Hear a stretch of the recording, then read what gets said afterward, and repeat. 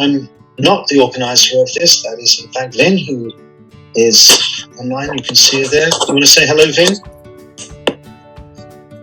Hello, Carl. Thank you so much for sharing this session. I really appreciate your help, and I would like to express my sincere thanks to Sally also for for accepting our invitation to kick off this important event. So thank you so much to you too, and to everybody in the community for your wonderful support.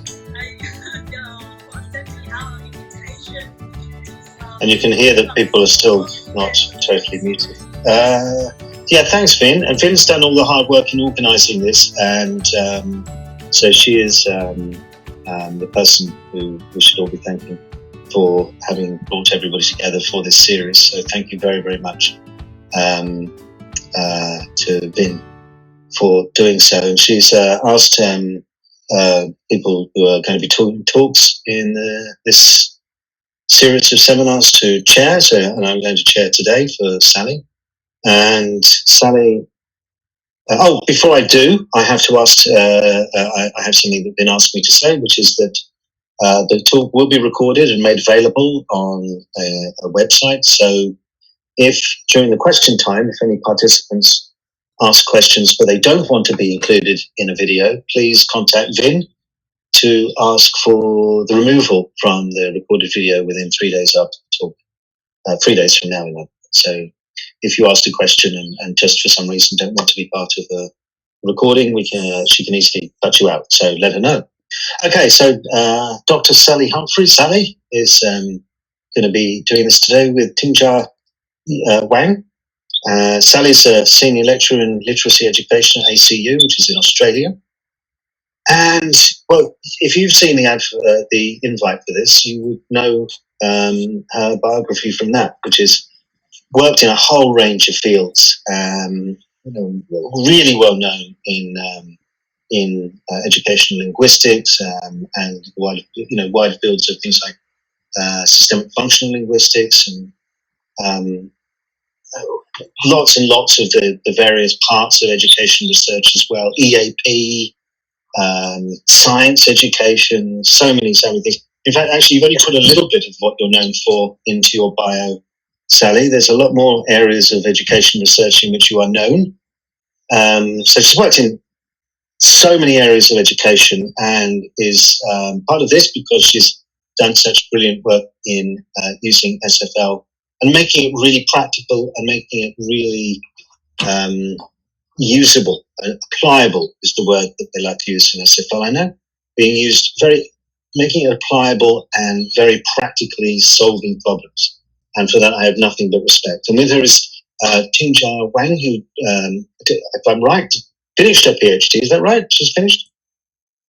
Yes, well done. Finished her PhD, which she's just completed under Jim Martin at the University of Sydney in Australia. Even though she looks like, as I said, she's in front of, I think that's the Golden Gate Bridge, but she's actually in Sydney, as is Sally, as is I. I'm not even speaking English. Anyway, I'm going to hand it over to you. So what's going to happen is Sally and Tingjia are going to talk for about 35 minutes, and then we're going to open it up to questions. Now, if you have a burning question that you simply cannot sit on until that point, then fire away. You can either do it in the chat, or you can do it, just unmute yourself or something and then just ask the question.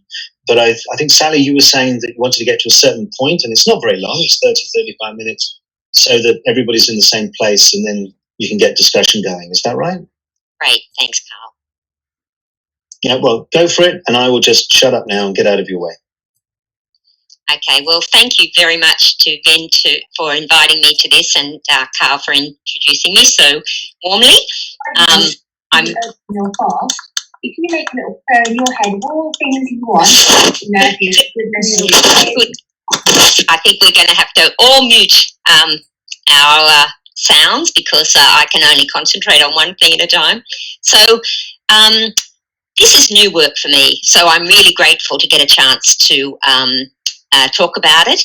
And I want to first of all acknowledge the incredible help that Tingjia has given me in kind of building up my own knowledge to the point that it is in This meeting is being recorded.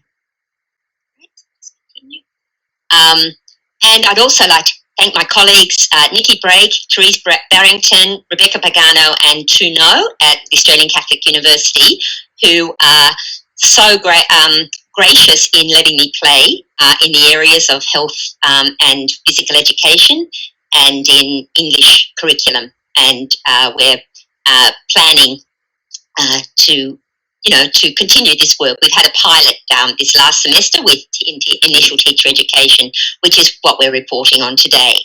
But really, I've got another agenda, if I could manage to, being our real agenda, is to start a conversation about how SFL can inform research and pedagogy in health education in school contexts. SFL's had an incredible presence in thinking about health, clinical situations and health communication more generally. But to my knowledge, we haven't worked in health education in school contexts very deeply. And I'd love to at least join a conversation that's already started or initiate a conversation around that, because it's an incredibly important area for many, many reasons. And I won't go into those today. I'd also like to suggest links that might be made between our current SFL educational research and what's called in school-based or in health education as health literacy. And I want to kind of dig into what health literacy is in terms of how we can articulate and make connections with that.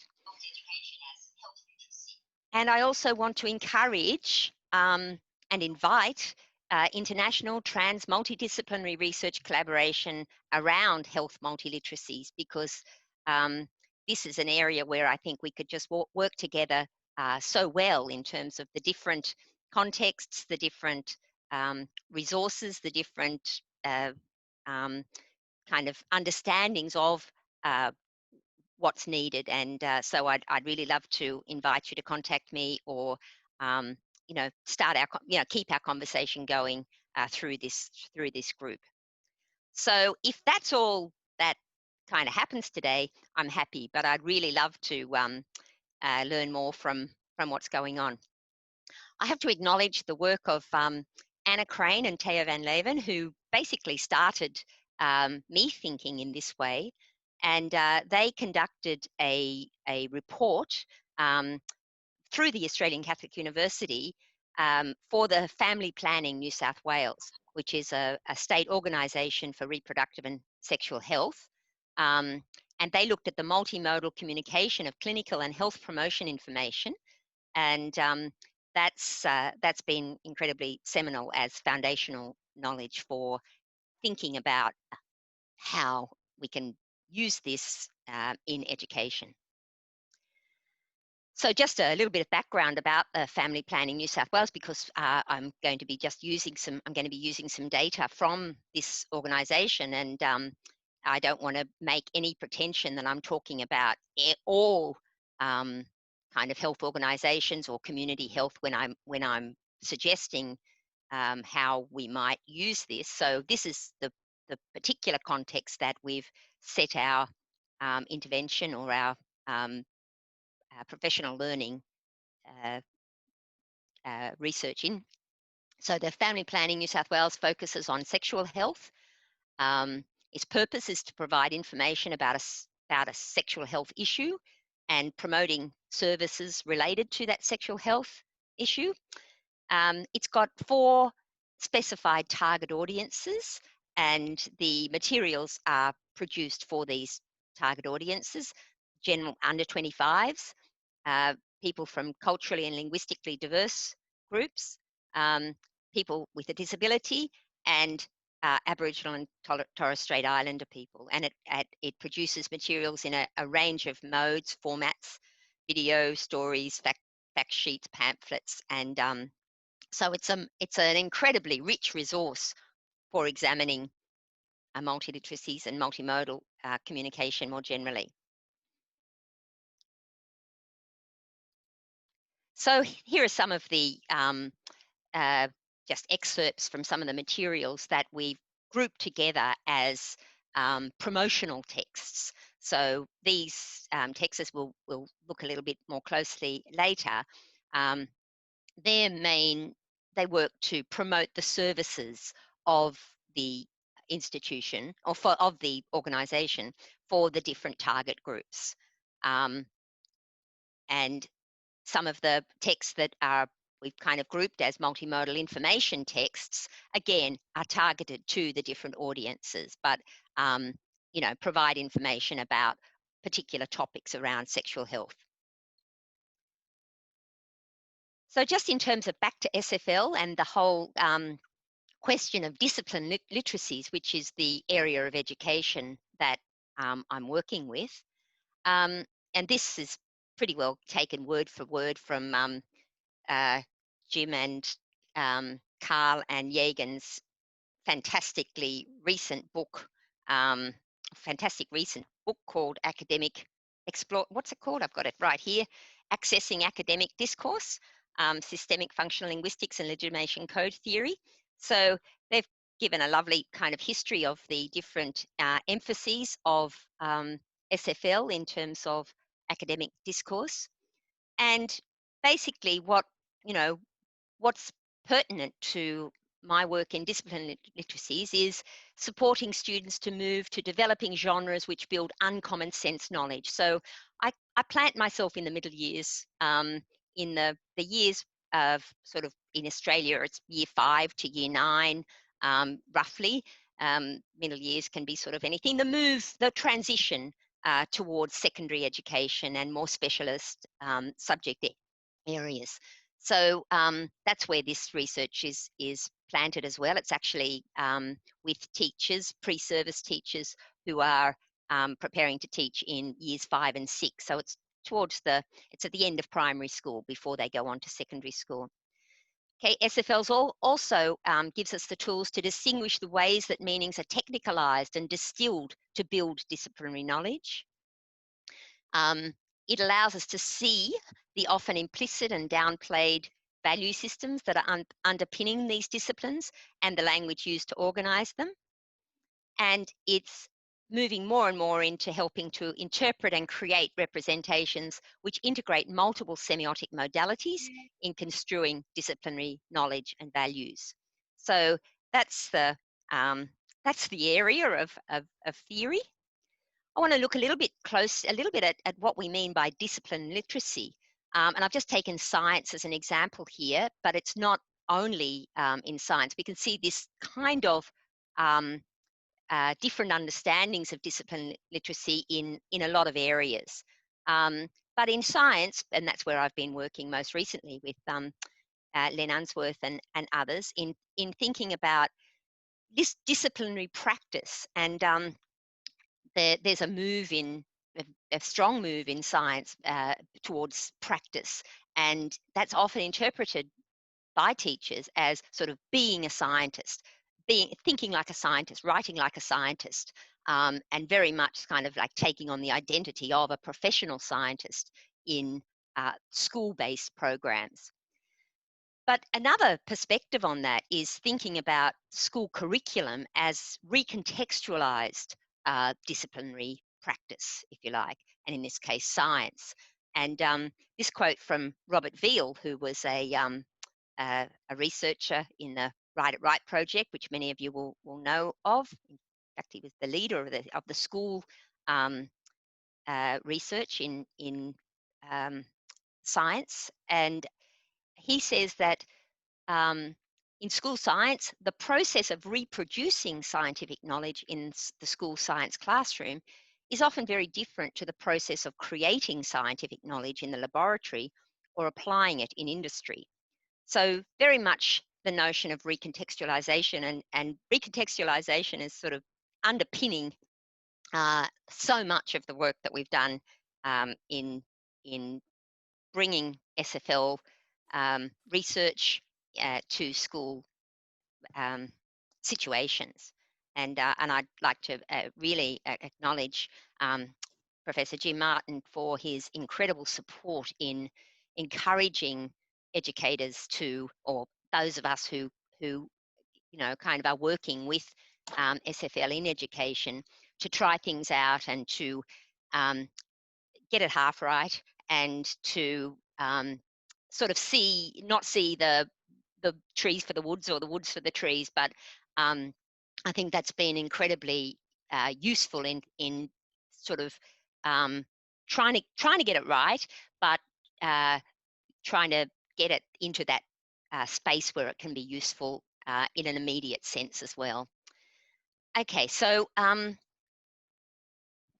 bit of a heuristic that I use to think with, and I have to thank Mary McIntyre for this, and I take all responsibility for misrepresentations that might be in it. But Mary built a model of contextualizing kind of learning or literacies in school subject areas, and particularly in the areas of English and science, and looking at the genres and registers as three domains of literacy use, that we're weaving and wending our way through everyday practices, or genres and registers, academic, where we store and reason about accepted knowledge and values, and what she calls the reflexive, of kind of turning knowledge back on itself, if you like, of evaluating, transferring. I can't read the bottom of that, but you probably can. And the different sort of orientations of field and tenor and mode that go along with that. And Mary makes the point very strongly that we have to, it's not really just a simple process of just weaving and working back and forward between these three, that we have to really think of it as hierarchical, of thinking that the reflexive can happen when we have built up the knowledge about accepted genres and registers, or the ones that can help us to store and reason accepted knowledge and values, and then it becomes possible to sort of reflexive, be critical, and transform those genres. But I think it's very important also to look at other spheres outside. I think that's absolutely true in the academic sphere, but I've looked a lot myself, and I know others have, at how these spheres might not necessarily be hierarchical in lots of ways. That, again, just in a unit of work that I was doing with English teachers, we looked at persuasion as sort of, well, how do we persuade in different spheres of our lives, not just for school learning, that, with our home and friends, we might sort of get people to do things for us by just repeating again, get me a cup of tea. Oh, go on, get me a cup of tea. Go on, please, get me a cup of tea. It's repetition is a really great way of getting your wishes served in the familiar environments. And we also sort of, try and bond around shared values and tastes. In the marketplace, for example, we've got these purposes of getting somebody to buy something. In the classroom, our spheres of persuasion, our purposes of persuasion, is very much about building and showing knowledge, and it's by arguing a position on an issue, and that often is the whole purpose of the writing essay persuasive genre. And in the community, we have a variety of ways or purposes of persuasion, and it might be debating views, and it might be getting institutions to do things for us. And I know Jim Martin has kind of identified the sort of analytical and hortatory exposition as sort of representing these two spheres of practice very usefully.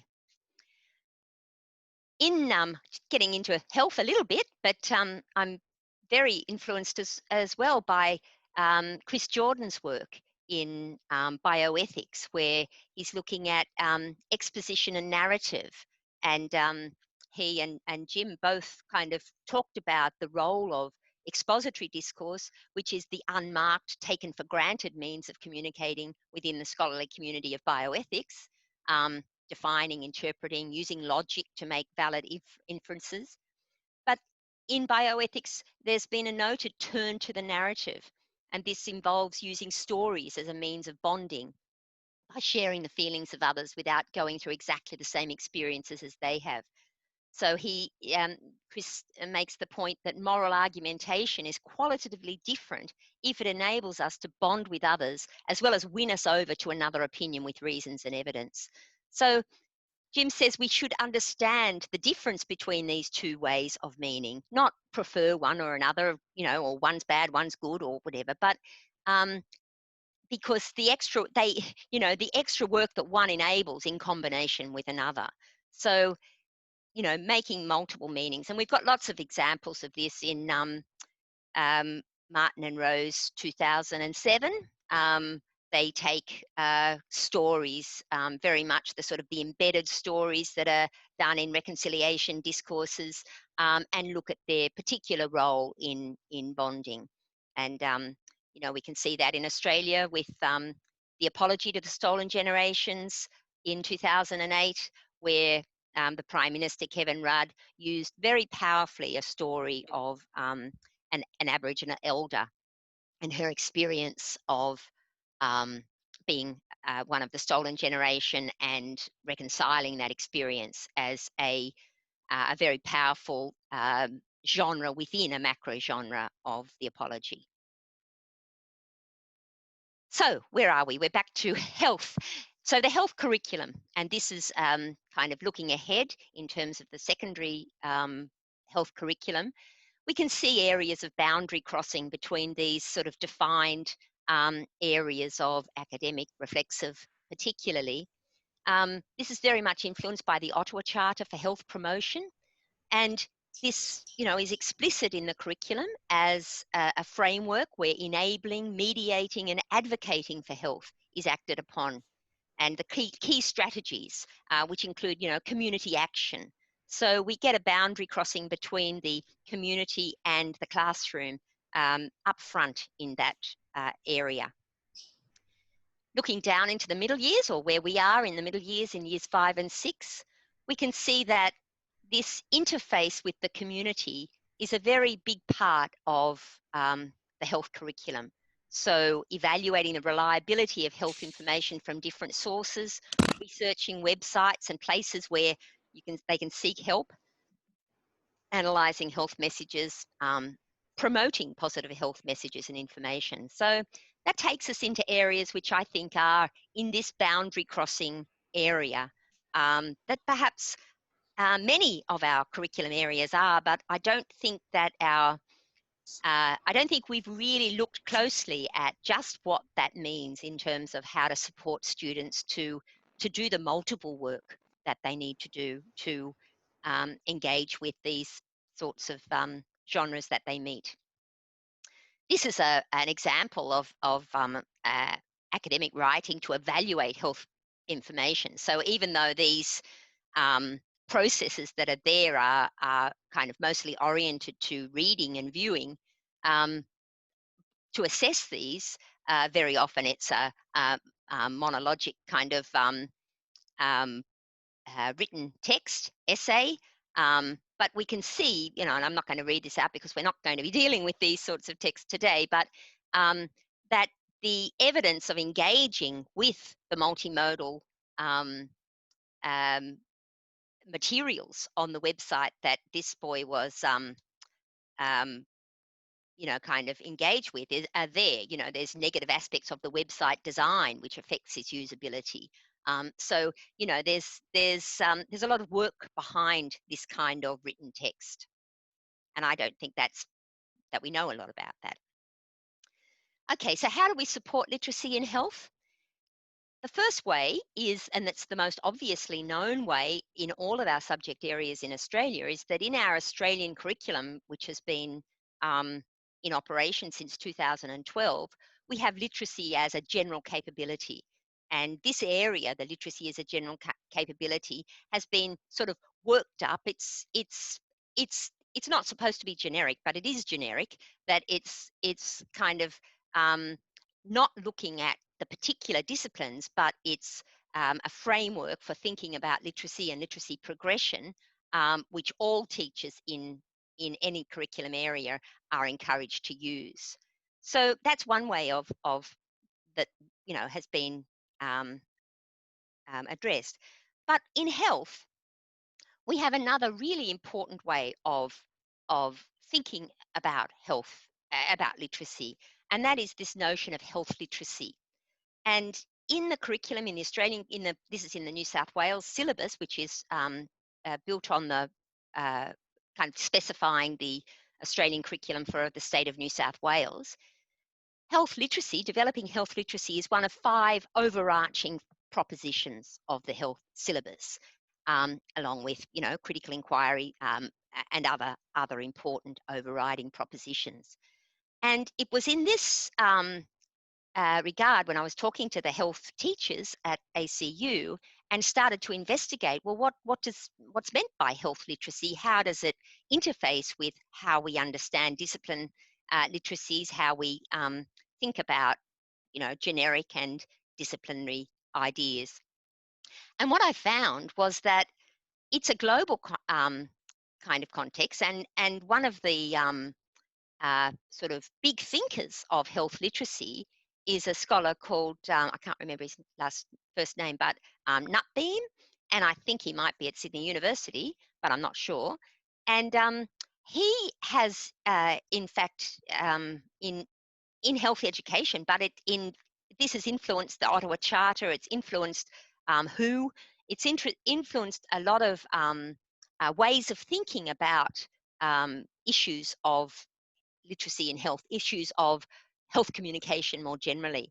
And we can see a general understanding, and there are many, many definitions of health literacy and many and sort of much debate around it. It's a contested space, just as literacy is in mainstream education, but that have understandings which are around the individual and which are around sort of risk and risk base.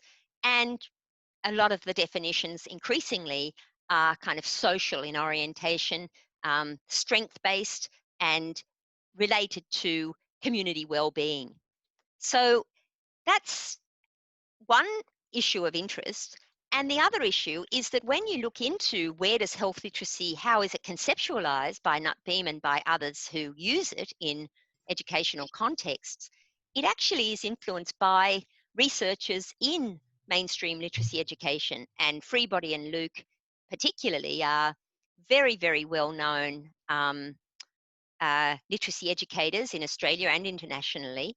And their understanding of literacy, or they've sort of, it's a developing and evolving understandings, but the understandings that have influenced the health literacy dimensions come from their work in 1990, and they understand literacy in terms of 3 important dimensions of being functional, being interactive, meaning that we're kind of involved in problem solving, we're looking at changing circumstances and application, and the critical dimension of selectively accessing and critically analyzing health information. These these kind of understandings here are how they have been recontextualized in the Australian curriculum, but they are very close to the wording that Freebody and Luke use as well. So it kind of brings us back a full circle that we have, literacy. I understand literacy in terms of Freebody and Luke's concepts. I understand the 4 roles of the reader and all the heuristics that have been developed and the research that's gone along with that, and how to operationalize those in literacy education. And we can see sort of health literacy, which is sort of seminal and come from the needs of health professionals or health educators, drawing on that concept. So I think it brings us into a very good place to have a conversation, because it's something that I can learn from, and something that I can already understand the dimensions of, or in some terms as well. So many perspectives can be brought to it without missing the point, perhaps. So I just want to quickly mention, though, there have been very few recorded school-based applications of this health literacy that I have been able to find. Those I have been able to find come from an inquiry-based pedagogy, where involving multiple activity types to engage students with authentic health promotion materials, real-life practices of health professionals in the community. So back to that understanding of disciplinary literacies, meaning, being a health professional, perhaps, in that idea. And I think in looking at this research, one of the challenges that I see is this knowledge of knowledge blindness. Just looking at the thing, I've just run out of time, but we'll get there.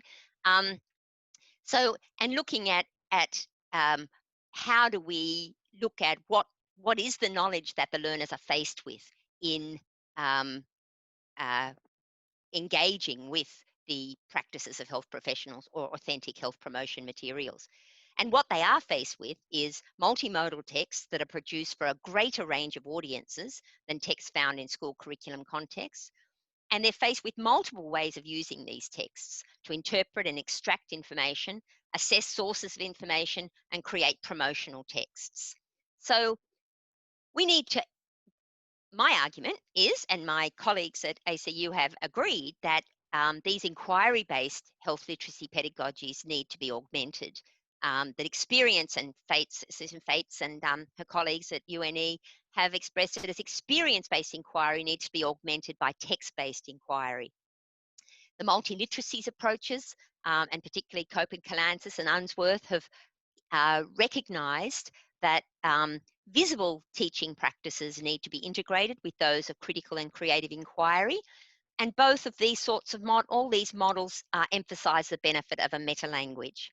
So that's where we start from in terms of this integrating of health multiliteracies to support health teachers to understandings of multimodal texts and the multiple ways of using these texts for middle years literacy. We've taken, in a broad sense, the multiliteracies framework, and this it comes from work that Margarita Vidal-Lizama and I did in a broad curriculum literacies of considerations of the pedagogy from the point of view of the why, the how, and the what. So I think I've just done the why, but of course the what, and again we can hook into both the health and the English curriculum. To look at a social semiotic meta-language for talking about health information that's aimed at assisting young people to address health issues, and looking at content from a variety of textual sources that is sort of core business for the English curriculum in Australia. So what we mean by meta-language, not only identifying terminology to talking about language, but for the explanatory power that it can have for connecting with context. So meta-language is in this sense a mediating tool for use in shifting and disrupting normative scenarios which marginalize many learners from successful participation in specialized discourses.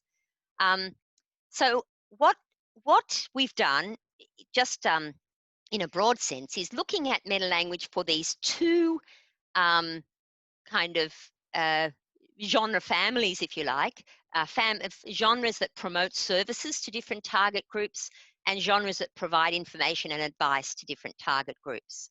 And then looking back into the academic kind of domain to look at how we might support students to compose evaluative texts, like those that we've had a look at. So there's lots of foundational knowledge to think about developing a meta-language, and I won't go into this because I want to go to the pointy end, but it's a discourse-oriented meta-language. And I will make these, or at least I'll make these slides available to Vin, but there's also a good example of what a discourse-oriented meta-language, and this is a little bit of plug, but it's more a plug for my colleague Jing Hao in Chile, of looking at how we can build a discourse-oriented meta-language, and I've got, kind of some ideas of the types of systems that might be involved in looking at a multi-stratal kind of idea of discourse semantics beyond the clause and the grammatical functions and structures that realize those meanings, whatever. So it's that top-down approach that that we're looking at. But I think the important thing is that when we are developing the meta-language, we're kind of going from a bottom-up, not from a bottom-up, but we're starting from discourse semantics because we're looking for patterns in the text. But when we're teaching, we tend to come from a top-down. So we're looking at I'll just go through these. This is the actual sort of behind the scenes work that we did of building, similarly to the way that Jing Hao and I worked. We started to look at toolkits that could look at the types of probes and questions that could be there.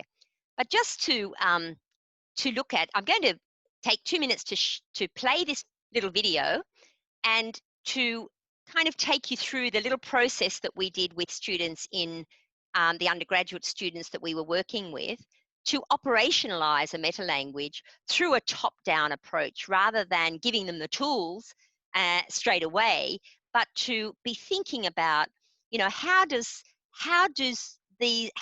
these promotional video stories do their work? So we started with the question, what are the 3 main things you learned from this video? How does the narrative serve the promotional purpose? How do the images and language make the experience relatable and realistic for the target audience? How do the images and language build rapport with the target viewer? And how does how does Min's identity connect with the community identity?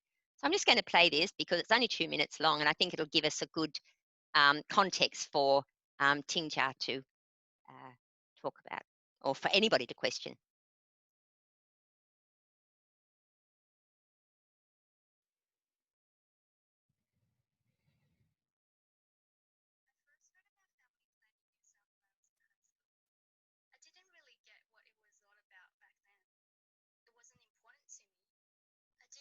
Sally, I think you're sharing the slide, so I can't see the video. Oh, okay. So what should I do?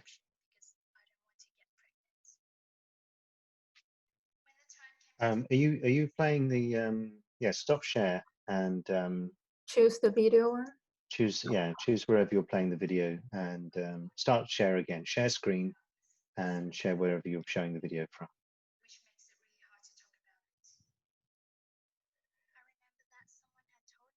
Well, or maybe I think we're going to run out of time if I do this. So I think I'm just going to no. It's only a couple of minutes, isn't it? just Yeah. Or maybe you can share the whole desktop. Yep. If you don't mind.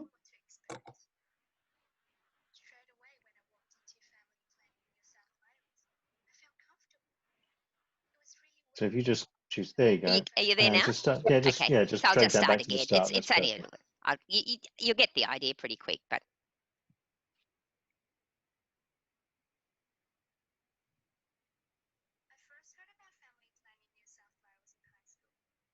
And turn it up.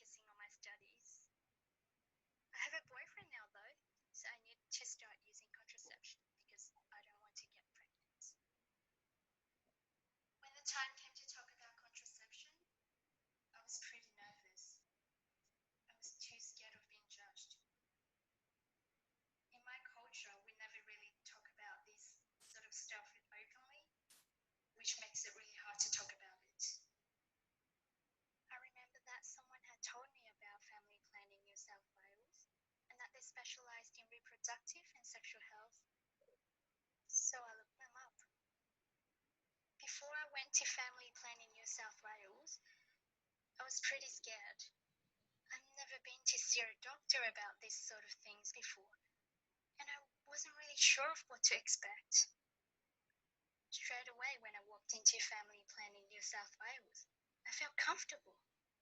It was really welcoming and the staff were very helpful and friendly.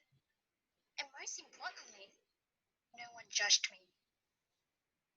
I went in for my appointment and the doctor really took the time to listen to me and answer all my questions. I had a lot of them. I had heard some stories about people using contraception that worried me. I was a bit anxious about side effects and didn't know what to choose. The doctor really put me at ease. She took the time to explain all the different types of contraception and cleared up a lot of the story that I heard from friends. This made it easier for me to choose the type of contraception that I wanted to use. I was still tossing up between two at the end. I had a lot of pros and cons for both, but in the end, I could make a decision because all my questions were answered, and the doctor helped me to find the type of contraception that was best suited to me. It was great to come to this place where it's open, non-judgmental, and where I felt comfortable to discuss these things and know that whatever I was saying would stay private. Coming to family planning New South Wales definitely makes it easier to talk about sexual health. It's not something that I shy away from anymore. I feel like I have more knowledge about these things now. Okay, fantastic. Let me turn her off. Come back to here.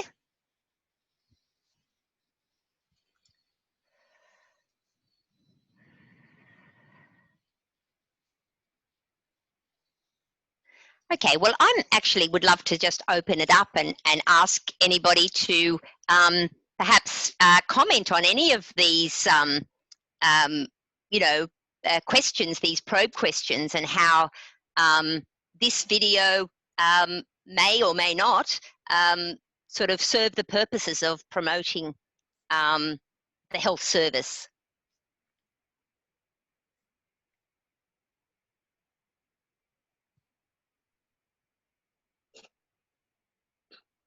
Finn, is everybody able to talk, or has everybody been muted? Oh, they might have been muted.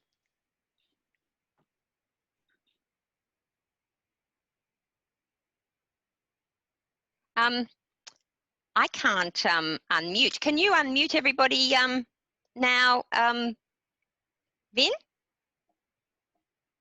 Oh, well, I'll just keep. She just has. Yeah. No, Oh, good she on you. has. She's just Right. unmuted anyone. Fantastic. So I'll just go back to that if I can.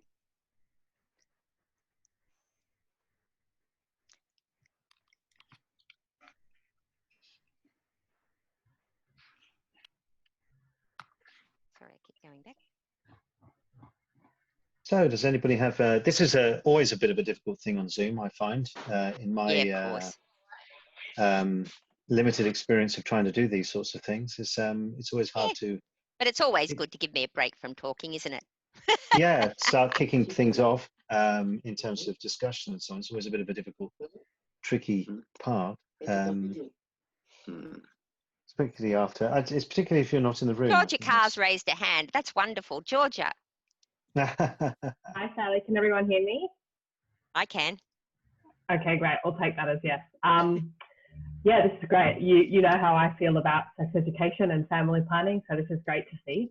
I suppose, yeah, it's serving the purpose of letting people know what the service does and also perhaps allaying people's common concerns around things like confidentiality, things like discussing sensitive issues. So I think it definitely achieves that.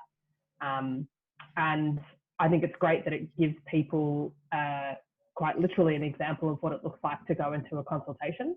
So it's all very well to say our services are friendly or our services are, whatever, but I think it's great that we actually get to see an example of that. And thanks so much for that, Georgia, because you've really raised the point that Tingjar and I've been looking at, and that is that it's doing that sort of dual role of, yes, the bonding element that has been raised, but also the procedural. In our analysis of this video and looking at the shot-to-shot relations, we could see that there's lots of evidence in the image and the wordings, perhaps mostly the image, or the shot-to-shot relations, the unfolding of the story, where we're actually getting a procedure of you know, what goes on. She's ringing, you know, she's holding the phone outside. She's making an appointment. She's going in. We see the roles of the doctor and the receptionist played out. It's got a beginning, middle, and end in a procedural way, as well as a kind of a narrative. She's got a problem and she solved her problem. We don't learn about her problem, really. We learn about what to do and how to use the service. And I think that kind of genre mix, or maybe that's not a genre mix, but that notion that when we're looking at the image in the story, we understand it as a narrative, and the evidence is there as a narrative. But when we take its context into account and how it is used in health education, you know, we can see,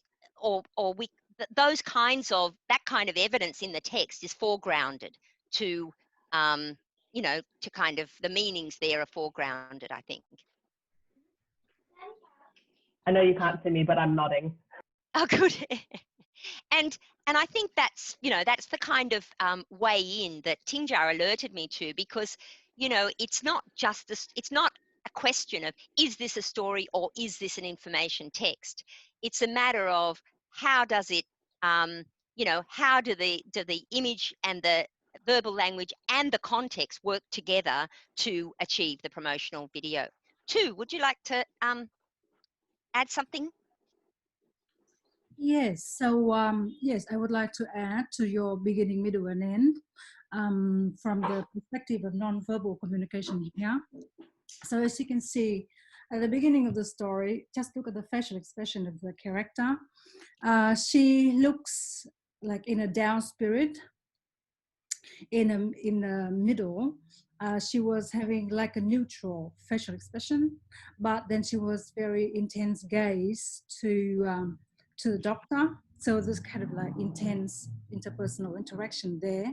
And then towards the end, and you see the very ending of the video, you see that she has a big smile on her face. So if you look at graduation of affect, facial affect, you see that that kind of up spirit has been intensified by the muscle tension on her face. So yes, and that's amazing, because, you know, you've gone further in your analysis than we have. But what you're doing is using the tools of appraisal, which yes, we can put to work here, and we can see these change of feelings. Yep. We can break them down in the image and language from affect, the idea that there's her concern, pretty nervous, to feeling comfortable, just even in the verbal text, and that's obviously shown on her smiling as well. And we can also see that working with positive judgment. So we can see that, exactly as you say, that gaze, she explicitly evaluates as non-judgmental, and the nodding as well. So I think that's really great that, you know, what we've done is work from the top down and use these probe questions with our students who are not analysts. They are they're going to be health teachers.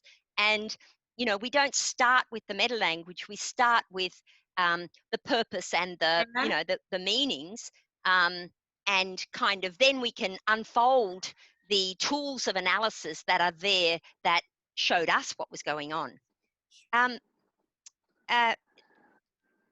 Yeah, Dragana, would you like to add something? Here. Hi, Sally. Thanks so much for the presentation first. As you know, I'm quite interested in mental health. I'm not quite familiar with the curriculum when it comes to HPE, but I was wondering whether that's a part of the curriculum, and whether you think that strategies might differ, you know, from these courses dealing with sexual and reproductive health. Look, yeah, I don't pretend to be at all, you know, kind of, you know, this is one small area. The interesting thing, Dragana, in that way is some of the texts that we've been using that are produced for Aboriginal and Torres Strait Islander people are actually part of a series that go across organisations, not even within health, but they're called Yarning About.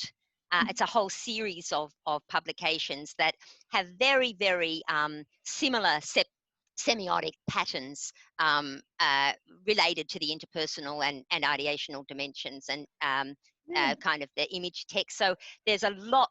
It would be very interesting if those yarning about series were also in the mental health kind of arena.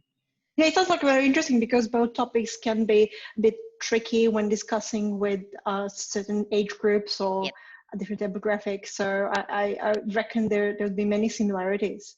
So no, you're quite right. You. So do I take that as your play? Get that PhD done. Get that PhD done, and come play. Yeah, I will. Okay, thanks again. Okay. Tingjia, would you like to add something to my ramblings, please?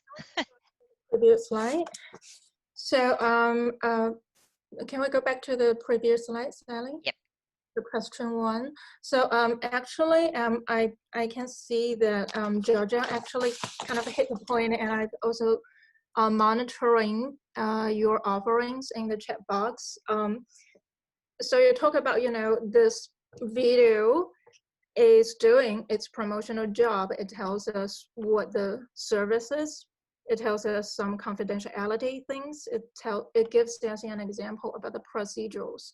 So if we recount Georgia's answers, and if we agree with that, you will notice that Ming is not in her answer. So the point here is that why this Ming's story is not about Ming.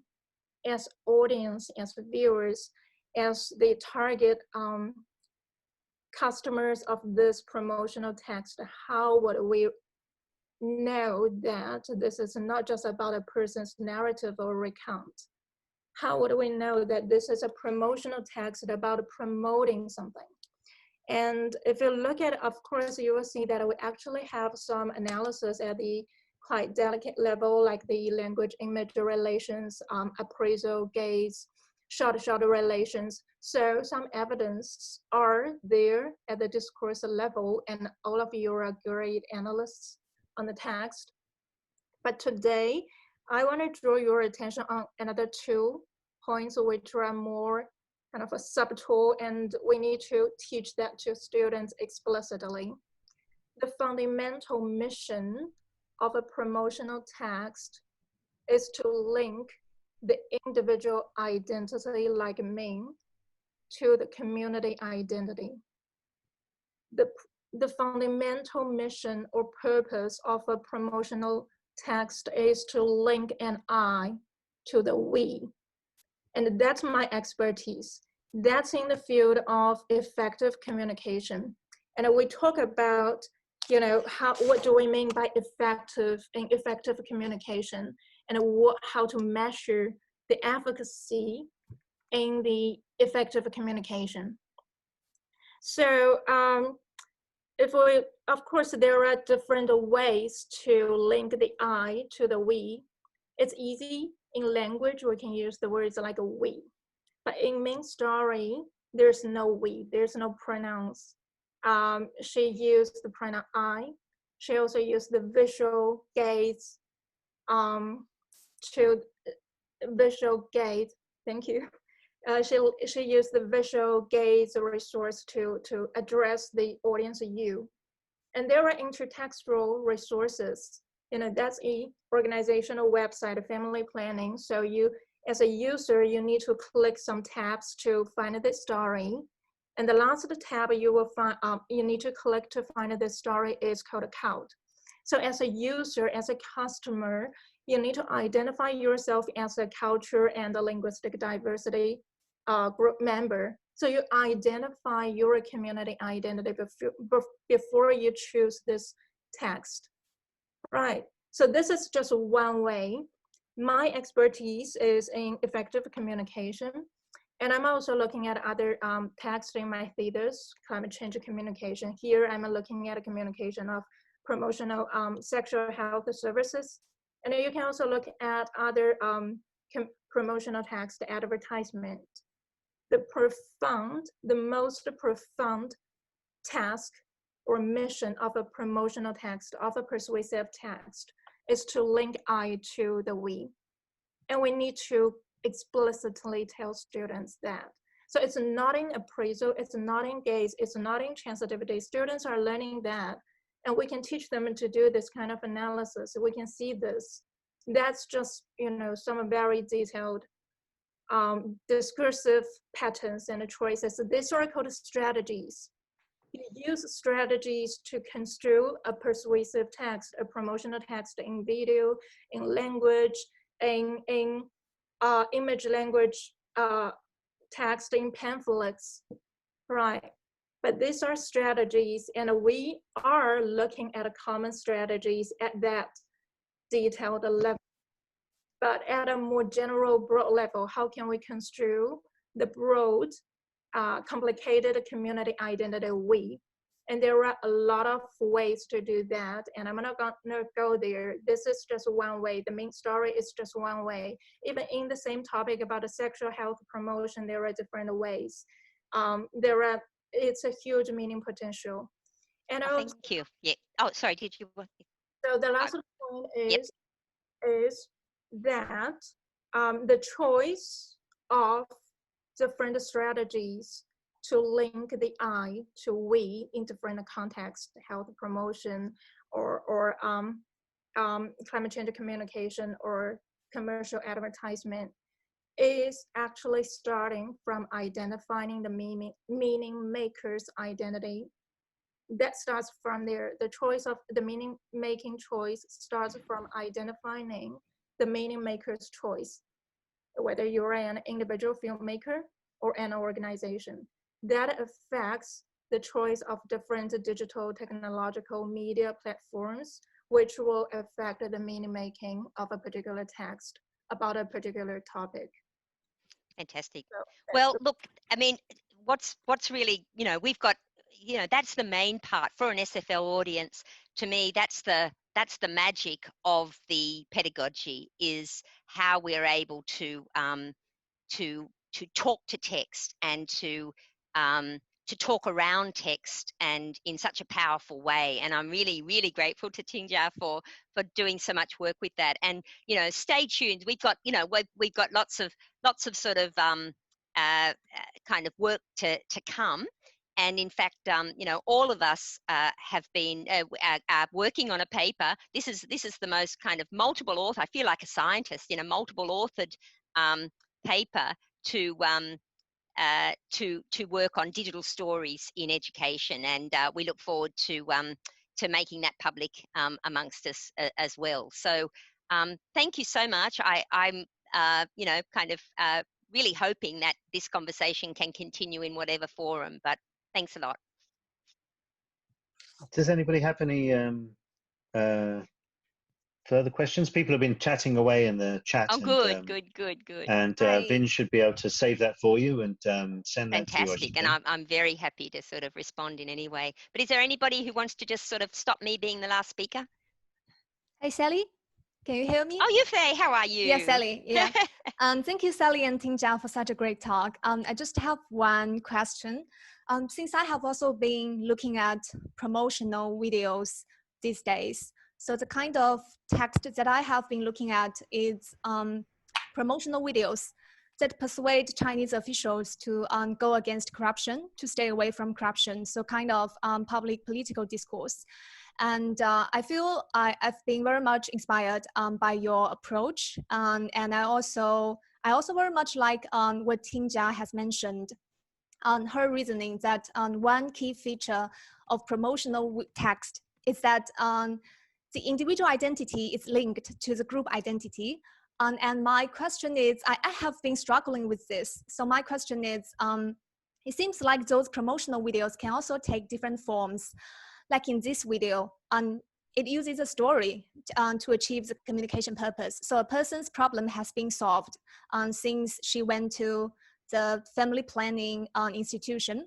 And there may be other forms to achieve the purpose, like it can be an argument. It can be like family planning is good for your health. So first, second, and third. And it can be an explicit elaboration on the service to persuade you to follow that. So I was wondering, how do you conceptualize this? Do you feel like there are like sub-genres embedded or being used in this broad type of persuasive discourse or promotional discourse? Yeah. I would say quite simply, I would say yes. Yeah. And we can see them, even in the cursory sort of look that we've had across these promotional ones. There are certainly sort of more overtly procedural ones, but this story for the culturally and linguistically diverse audience, it's quite interesting that this is the main promotional distinguisher for that group. They're four video stories that have very similar patterns in the ways that they are, using stories. They're called digital stories. Yeah, it's the same with the kind of data that I have been looking at, all using stories, but maybe different kind of like story genres. Yes. Yeah. That's quite true. Yeah. Thank you. And different heroes, in a sense of different identity types that are kind of put up there, for the particular context too. I think who else was, just somebody put up their hand there, whoever it was. While you're looking for it, Simone has come up with a great point about having some suggesting reading for those starting out in this line of work. Fantastic. Which would be great if you could suggest some of those, and that could be put with the video, and then Vin can let everybody know about that. That would be that's a fantastic suggestion there. And particularly with the kind of this sort of beginning with discourse, it's just been such a powerful way, particularly in middle years and secondary, where the grammar stops matching and it becomes frustrating for teachers and students who haven't got a grounding in grammar to work at the grammatical level first. So this top-down perspective, as long as it's grounded in analysis, that is very well informed, and that's what I'm very grateful to have the continuing research in this area that people like Tingjia and you too, Yufei and Jing and others are continually feeding us in education, and it's it's a lovely conversation across that way. So I'm very happy to pour it out the other end for anybody who is working mainly in the education area. So what I'll do is I'll bring this to a close. I know people could continue, but that's about a time, I think, and it behoves me also to point out that, firstly, to say thank you to Sally, thank you to Tingjia for that was really great, and also thanks to Vin, who's put this whole program together and put a lot of effort into creating this series of talks. And I should say, I'm going to let people know that in 2 weeks there'll be another on the 18th of June at midday. That's Hobart / Sydney time, 10 p.m. New York time, by Dr. Jacqueline Nenchin in 2 weeks' time. So, but I'm sure that Vin will be emailing everybody to let them know. Thanks, Sally. Thank you. Thanks, Vin. Thanks, Tingjia. Thank you so much, Carl, and thank you so much, Shirley. Wonderful presentation. And thank you very much, everyone, for joining us from different parts of the world. And I will be sending out further information about upcoming seminars. Thank you. Thank you so much. Thank you so much again, everyone. We will be in touch again soon. Lovely. Thank you, Sally. Thank you, Carl. Thank you so much. Thank you so much, everyone. I'll be in touch with these slides. Thank you so much, Carl. You did a great job there. And Tingjia, you were fantastic. This has been really. No, but you kept it in exactly the right tenor. That's the only tenor I know. That's good.